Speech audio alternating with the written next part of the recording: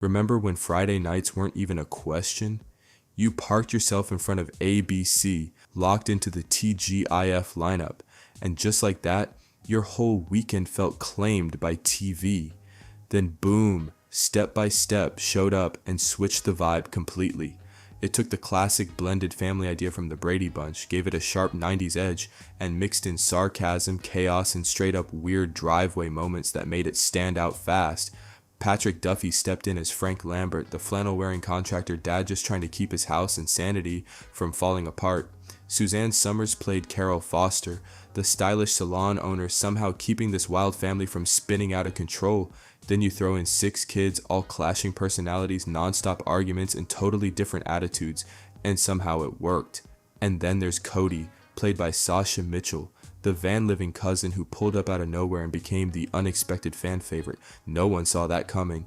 The show hit ABC in 1991 and didn't slow down, running 7 seasons with 160 episodes packed full of sibling drama, strict parent talks, awkward crushes, and messy moments that actually felt real. It wasn't perfect, and that's exactly why people loved it. Now we're diving into 10 weird facts you probably never knew about Step by Step. And stay locked in for number 1 because one of the show's most iconic couples was never even supposed to happen. That's wild. Before we jump in, hit that like button, subscribe, and send this to a friend who hears that theme song and instantly gets thrown back into TGIF mode. Let's get into it. This is $21. Number 10, Cody was never supposed to stick around like this. When Cody Lambert first rolled into Step by Step, nobody behind the scenes was thinking long-term at all. He was meant to be a quick pop-in character, a random cousin who shows up, says something a little off, gets a few laughs, and then disappears like he was never there. But the second Sasha Mitchell hit the screen, everything flipped fast. The studio audience didn't just laugh, they exploded. It was loud, real, and impossible to ignore.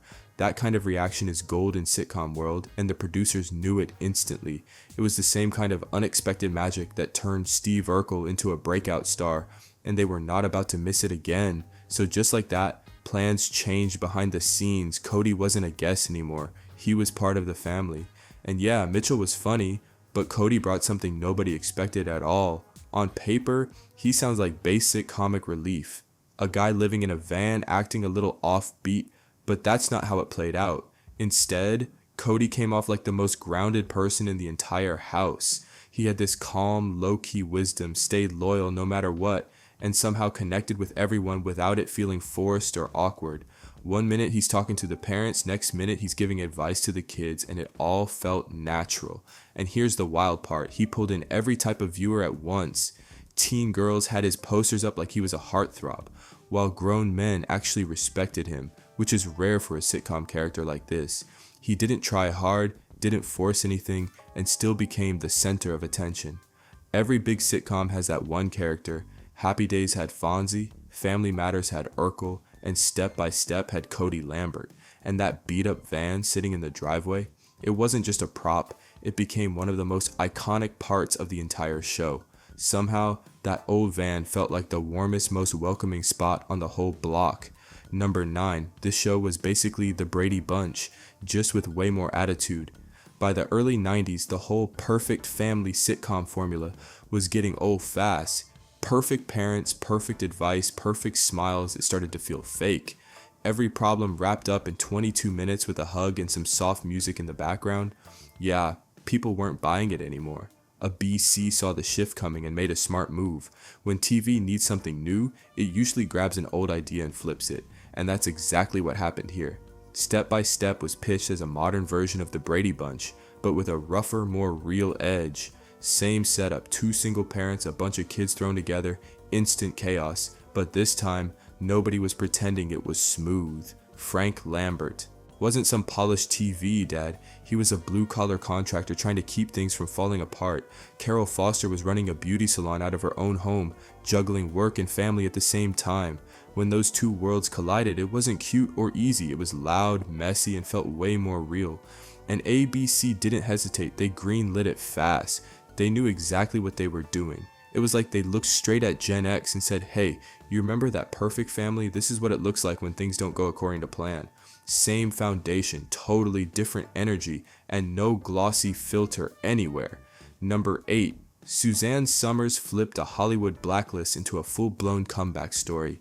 If you were watching Step by Step in the 90s, she looked like she fit right in, funny, warm, and totally in control of the chaos. But behind the scenes, her story was way more intense than people realized. Back in 1980, at the peak of Three's Company, Summers made a bold move. She asked to be paid the same as her male co-star. She wanted a jump from $30,000 to $150,000 per episode, plus a share of the profits. Sounds reasonable now, but back then, that didn't go over well at all. ABC responded fast and cold. Her role got cut down to these awkward, isolated 60-second scenes, filmed away from the rest of the cast like she was being erased in real time. Then just like that, she was gone, and the label Difficult followed her everywhere, sticking to her reputation and shutting doors across Hollywood. Throughout the 80s, instead of leading sitcoms, she was doing Vegas shows and promoting the Thigh Master on late night TV.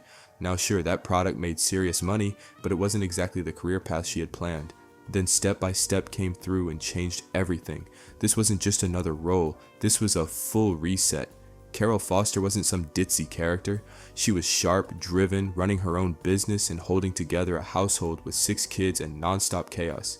This was the complete opposite of her old image, smart, capable, and fully in charge. And that shift, it was intentional, and it worked. By the mid-90s, the same network that once pushed her aside was now putting her front and center on Friday nights. The comeback was real, the image was rebuilt, and just like that, Carol Foster took over like nothing ever stopped her.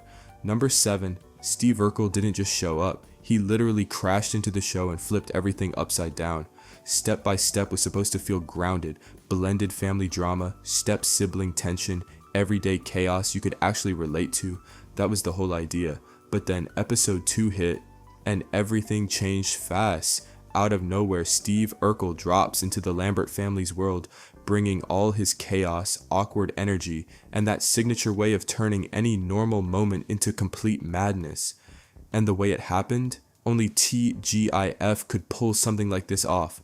The Family Matters episode that aired right before it ended, with Urkel blasting off from the Winslow backyard in a rocket pack, no cut, no reset, Step by Step, opens with him landing straight into the Lambert's backyard like it's one continuous moment. 2 different shows, one wild sequence, no warning at all. ABC wasn't playing it safe, they went all in. This wasn't a slow introduction or some late season stunt. This was episode 2. That move instantly told viewers this show wasn't just trying to find its place, it was already part of something bigger.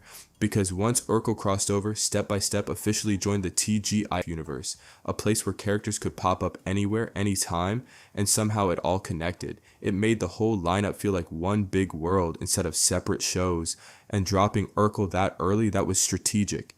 It told every Family Matters fan watching that night, don't go anywhere, this show matters too. It connected the audiences instantly and made the Lamberts feel like part of the same TV family. For a whole generation that planned their Friday nights around ABC, it worked perfectly, and honestly, Urkel didn't need some huge entrance, but launching in with a rocket pack? That's about as unforgettable as it gets. Number 6, that iconic intro? Yeah, totally fake. Every single time it played, you saw the Lambert-Foster crew flying down a massive roller coaster, smashing into bumper cars, laughing in the sunshine, and right there in the background, a huge sparkling lake that made it look like Wisconsin was some kind of perfect vacation paradise. It looked amazing, but it wasn't real at all. The entire intro was actually filmed at Six Flags Magic Mountain in Valencia, California. And that giant white roller coaster they were riding? That was Colossus, one of the biggest wooden coasters in the world back then. The screams, real, the drops, real, the chaos, definitely real. But that lake in the background, completely made up. Magic Mountain sits in dry Southern California, no ocean, no lake, nothing even close. So the production team pulled off a slick trick. They straight up painted one in using old school visual effects. They wiped out parking lots and dusty hills and replaced them with this perfect, glowing body of water that had no reason to exist there.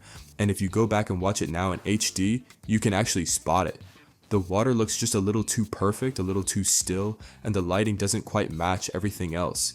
But back in 1991, nobody noticed, and honestly, nobody was supposed to. While viewers were buying into that picture-perfect illusion, the cast was putting in serious work. They had to ride that roller coaster again and again until the crew got every shot just right. By the end of it, Those dizzy reactions from the younger cast members, yeah, that probably wasn't acting anymore. So you've got a fake lake, real screams, and a California theme park somehow convincing everyone it was a Wisconsin summer getaway. That's TV magic pushed to the limit, and it worked perfectly. Number 5, JT's real life story took a dark turn and it didn't stay on TV. For most of its run, Step by Step lived inside that safe TGIF bubble. Bright lights, easy jokes, nothing too serious. It was the kind of show you watched and forgot your problems for a while. But in 1996, something happened that completely broke that illusion. Brandon Call, who played JT Lambert, was driving home after a normal day on set when things suddenly turned dangerous. A road rage situation escalated fast and another driver followed him down a dead-end street before opening fire. It wasn't a scene, it was real life. Call was hit in both arms but somehow stayed calm enough to get himself to a police station. When that news came out, it shocked people. This was JT, the laid-back, joke-cracking guy from Friday Nights. Nobody expected something like that to touch someone from that world. What happened next says everything about his mindset. He didn't turn it into a public moment or a storyline. He came back to work and he came back quickly. No special episode, no dramatic rewrite, just back on set, back in scenes like nothing stopped him. But behind the scenes, things quietly shifted. His wardrobe changed. Tank tops were gone, replaced with flannels, hoodies, and long sleeves to cover his arms. Camera angles were adjusted, shots were planned carefully, all to keep the illusion smooth without ever calling attention to it. Most viewers had no idea, and that was exactly how production wanted it. By the time the show wrapped, Call made a different kind of move. He stepped away from acting completely. No big Hollywood chase, no spotlight grab, just gone. Somewhere between that real-life moment and the final season, JT Lambert's story felt complete, and Brandon Call was ready to leave it right there. 4, the Lambert house was never as real as it looked, and that's where the illusion really starts to hit. That house felt familiar in a way that went beyond TV. It felt personal, like it could have been just a couple of streets over from where you grew up, on a block you biked down 100 times without thinking twice. But that feeling wasn't random at all. It came from South Pasadena, California, quietly doing what Hollywood has leaned on for decades. No flashy palm trees, no loud, "this is Los Angeles" energy, just wide streets, old trees, and neighborhoods that look like a real Midwestern family could actually live there without it feeling staged. This area became a secret weapon for Hollywood. Step by Step wasn't the only production using it either. Just down the road, you've got Streets from Halloween, meaning while Frank Lambert was fixing pipes inside, Michael Myers was technically in the same neighborhood, just in a very different kind of story. And not far from there, Father of the Bride was filmed too. Same clean suburban look, same perfect family life vibe. Hollywood has been reusing these streets for years and most viewers never even notice what's happening in the background. But here's where it gets even more interesting. That big welcoming porch you remember, the one where so many scenes played out, that wasn't even the real house. It was built on a Warner Brothers soundstage. Along with the driveway, the van, and most of the familiar space you associate with the show, the real house does exist, but it's much smaller and a lot less cinematic, definitely less Cody energy. The actual location provided the outside shot, while the studio built everything else around it. So what you were really watching wasn't just one house, it was a mix of real California suburbia and carefully constructed illusion. And somehow that blend made it feel even more real than it actually was. Number 3. The show straight up made characters disappear, and it gets weirder the longer you think about it. Here's something that messes with your head if you sit on it too long. At one point during Step by Step, there was an extra kid living in that house who just vanished from the story. Brendan Lambert, Frank's youngest son from his first marriage, was actually there in the early seasons. Quiet, sweet, kind of filling that youngest kid role in the family setup. Nothing flashy, but he was part of the world. Then somewhere around the switch toward the later seasons, especially as the show moved networks into its final stretch, he was just gone. No goodbye episode, no emotional send-off, not even a lazy "he's visiting relatives" excuse. One season he exists, the next season the family structure just quietly shifts like he was never counted in the first place. The common theory ties it to Lily, the baby Frank and Carol had together later in the series. Once she arrived, she naturally filled that youngest child's space, and Brendan's role just faded out completely. Instead of writing a proper exit, the show basically replaced his position in the family lineup and kept moving like nothing happened, and it wasn't even the first time this kind of quiet, erase and move on energy showed up. Earlier on, Carol's side of the family had more presence too. Aunt Penny, her outgoing sister, was around as a regular presence, and Carol's mother, Ivy, was also part of the early setup. adding extra family layers to the mix. But by season 2, both of them were just gone. No dramatic exit, no explanation, no closure at all. The show simply tightened its focus on the core household and acted like those characters were never part of the equation. At the time, most viewers didn't even clock it. There was no streaming, no rewinding episodes, no internet debates tracking continuity like it matters now. But rewatch it today, and the shift is obvious. The family changes size depending on the season, like the house is quietly rewriting its own history in real time. Number 2. Patrick Duffy didn't just leave Bobby Ewing behind, he completely stepped into a different life on screen. 13 seasons on Dallas, oil empires, brutal family power games, international drama everywhere you looked. Duffy played Bobby Ewing for so long that at some point, half the country probably stopped separating the actor from the character. He could have gone anywhere after that. Big movies, serious prestige roles, another powerhouse TV drama at a different network, but instead, he made a choice that surprised a lot of people. He went sitcom. Not for prestige, not for awards buzz, not to chase another iconic role, but for something way more personal. A sitcom schedule meant rehearsals during the day, one shoot night a week, and most importantly, he was home in time for dinner with his kids. That wasn't just a preference, it was the whole point. And that decision completely shaped Frank Lambert. Because Duffy wasn't trying to reinvent himself as a bigger TV legend or steal every scene he walked into. He wanted something simpler, solid work, steady rhythm, and a life outside the set. So he leaned fully into the everyman energy. The tailored suits and oil baron confidence, gone. In their place, flannel shirts, work boots, and a guy whose biggest problem wasn't corporate betrayal, but keeping a blended household from spinning into chaos. Bobby Ewing would have never lasted a week in that house. Frank Lambert wasn't trying to be anything like him, and that's exactly why it worked. And that energy, calm, grounded, not trying to dominate every scene, clicked instantly with Suzanne Summers, two experienced actors who had already been through Hollywood pressure, now just working together without ego battles or competition. While other shows were dealing with contract drama and behind-the-scenes tension, Duffy was finishing work at a normal hour and going home. Not flashy, not loud, but that was the point. Frank Lambert wasn't meant to be a superstar. He was meant to feel like a dad who shows up, handles the chaos, and keeps things together. Number 1, Dana and Rich were never supposed to end up in love, and that's what makes this whole thing hit differently. When Rich Hulk first rolled into Step by Step in Season 5, the setup was basic. He was JT's best friend, comic relief, background chaos, not someone you'd ever peg as part of a core romance storyline. And Dana Foster? She wanted absolutely nothing to do with him. In sitcom terms, that already told you where it was going, but not how messy it would get. Rich was laid back, a little goofy, not exactly a top-tier student or academic rival. Dana was the opposite. Sharp, focused, opinionated, and completely intolerant of anyone moving at a slower pace than her. Every interaction between them was friction, constant clashes, constant arguments, zero agreement on anything. But here's the twist, the chemistry was obvious to everyone watching except the two of them. By season 6, that tension flipped completely.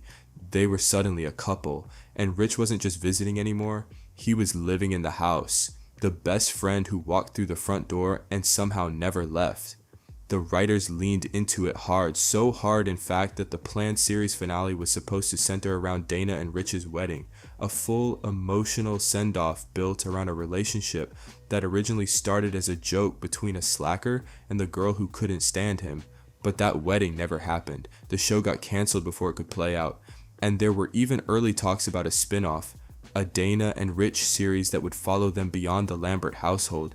It made it as far as conversations in a room, then quietly vanished, which honestly feels like the most step-by-step way for it to end. And that's a wrap on 10 wild step-by-step facts that show the Lambert-Foster house was way more chaotic behind the scenes than it ever looked on TV. From disappearing characters to fake lakes and crossover madness, this show was hiding more than it ever admitted. Which fact hit you the hardest and which character still runs your TGIF memories the most? Drop your takes in the comments, hit like if this brought back those Friday night vibes, and share it with someone who definitely would have lived in Cody's van without hesitation. Subscribe for more retro TV breakdowns and messy behind the scenes stories like this one. That TGIF energy still hits different even decades later. Some of these reveals really change how you see the whole show.